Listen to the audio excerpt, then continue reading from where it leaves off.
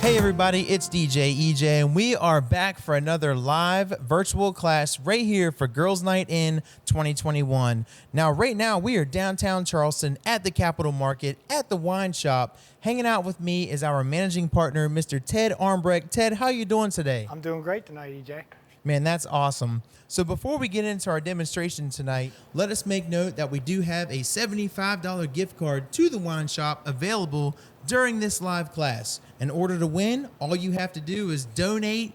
Click on the donate button. The more you donate, the more chances you have to win. So Ted, what are you going to be demonstrating for us today? I want to talk about these two wines I've picked out to pair with this great dish from Bricks and Barrels. Man, that sounds really exciting. Let's do it. Cheers. So for those of you who don't know me, my name's Ted Armbrecht. I'm the managing partner here in the wine shop at Capitol Market. We're one of the original tenants here in the market when we opened up in 1997. And we've been proud to be a big part of the downtown shopping here in Charleston all that time.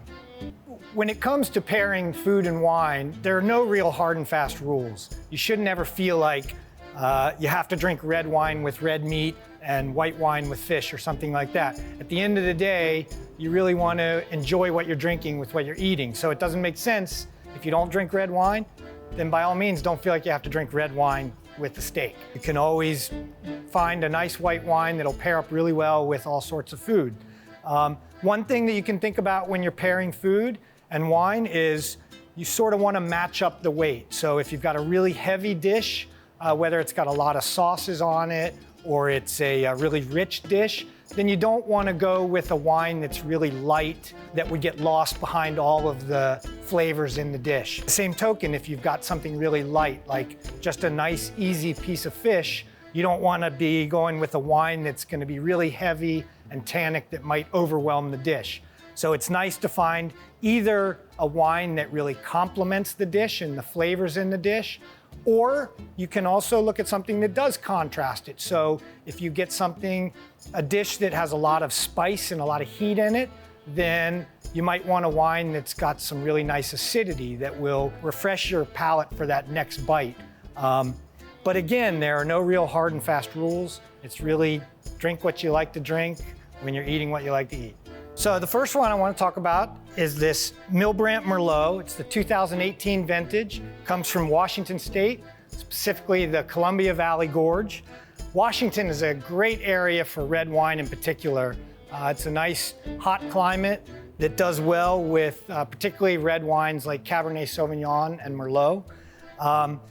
Here you're going to get cherries, black currant, black raspberry, and it also will have a really nice spicy note to it from the oak aging that it goes through. It does spend about 23 months in American oak, so that will give you some really nice smooth tannins. And like I said, that spicy character pairs up really well with a steak and the mashed potatoes. So I think this will make for a really nice pair anytime you're breaking out red meat. When the shop opened in 1997, I came on board as the bookkeeper. I handled all the books. I had a great mentor, one of my partners who's since retired, Susan McQueen. As I said, she was a great mentor. She taught me everything I know about wine. And the great thing about her was she was very easygoing. It was never these hard and fast rules that you had to learn. It's all about, with wine, just tasting it, trying to get a sense of what you like and what you don't like. With wine, you can really get bogged down in the minutia, and it's easy to do that.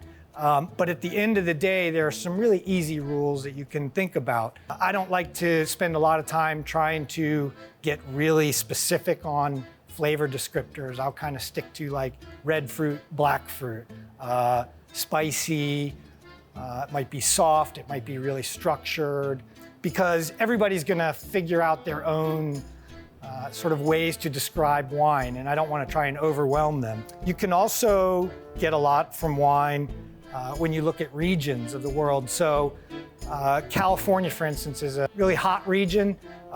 You could throw grape rootstock down anywhere and it'll grow, and you can get grapes growing throughout California. It's a hot region.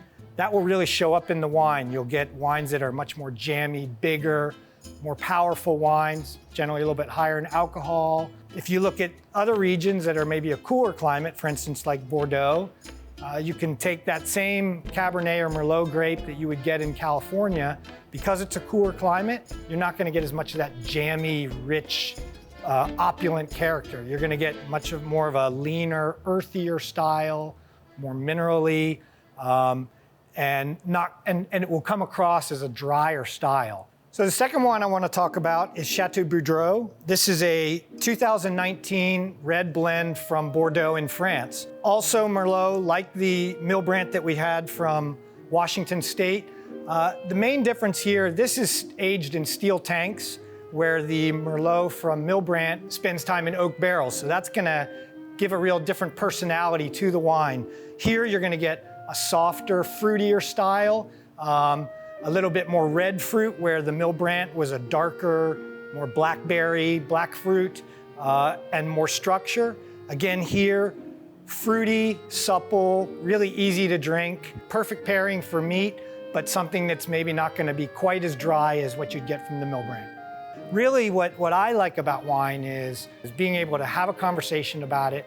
There's no right or wrong.